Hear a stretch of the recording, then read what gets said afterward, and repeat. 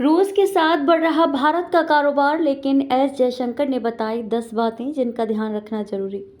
मंगलवार को नई दिल्ली में भारत रूस के बीच व्यापार, आर्थिक, प्रौद्योगिक, विज्ञान व संस्कृति पर अंतर सरकारी आयोग की 25वीं बैठक में भारत की तरफ से रूस के साथ बढ़ती व्यापार घाटा और द्विपक्षीय कारोबार का भुगतान स्थानीय मुद्रा में करने के मुद्दों को प्रमुखता से उठाया जाएगा। रूस से ज़्यादा तेल खरीदने की वजह से भारत का कारोबार घाटा काफ़ी वर्ष 2023 और 24 में $57 अरब काफ़ी बढ़ गया है।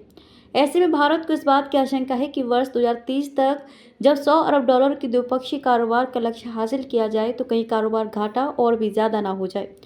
कारोबार का सेटलमेंट स्थानीय मुद्रा में करना जरूरी। विदेश मंत्री एस जयशंकर ने सोमवार को भारत रूस बिजनेस फोरम की बैठक में कहा कि मौजूदा परिवेश में भारत रूस के बीच कारोबार का सेटलमेंट स्थानीय मुद्रा रुपये व रूबल में करना बहुत महत्वपूर्ण है। जयशंकर ने जब ये बात कही तो रूस के फर्स्ट डेप्यूटी विदेश मंत्री डेनिस मंटूरोव भी उपस्थित थे। इन दोनों की अगुवाई में ही 12 नवंबर को अंतर सरकारी आयोग की बैठक होने वाली है।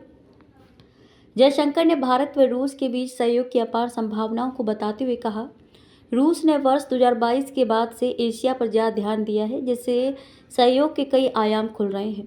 दोनों देशों के बीच पुरानी गहरी दोस्ती है। भारत जो लंबे समय तक 8% की विकास दर हासिल करने की राह पर है और रूस जो प्राकृतिक संसाधनों का एक बड़ा आपूर्ति करता है, के बीच सहयोग इन दोनों के साथ ही पूरी दुनिया के लिए सही होगा। $100 अरब तक द्विपक्षीय कारोबार पहुंचाने का लक्ष्य। इसके बाद उन्होंने कहा, दोनों देशों के बीच बढ़ते कारोबार घाटा को कम करने पर तत्काल ध्यान देना होगा। अभी ये पूरी तरह से एक तरफा है। इसे दूर करने के लिए गैर शुल्की बाधाओं और नियमन संबंधी अड़चनों को दूर करने पर सबसे ज़्यादा ध्यान देना होगा।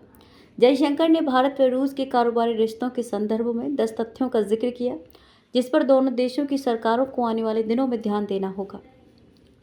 इसमें पहला ही द्विपक्षीय कारोबार अभी $66 अरब का है, जिसे वर्ष 2030 बढ़ाकर $100 अरब करने का लक्ष्य रखा गया है। बढ़ते कारोबार घाटे का जिक्र किया। इसके अलावा भारत और यूरेशिया इकोनॉमिक जोन के बीच व्यापार समझौते के लिए शुरू हुई बातचीत को तेजी से आगे बढ़ाने, भारत व रूस के बीच द्विपक्षीय निवेश संधि को लेकर शुरू की गई वार्ता को पूरी करने, स्थानीय मुद्रा में कारोबार को सेटलमेंट करने जैसी बातें भी शामिल हैं।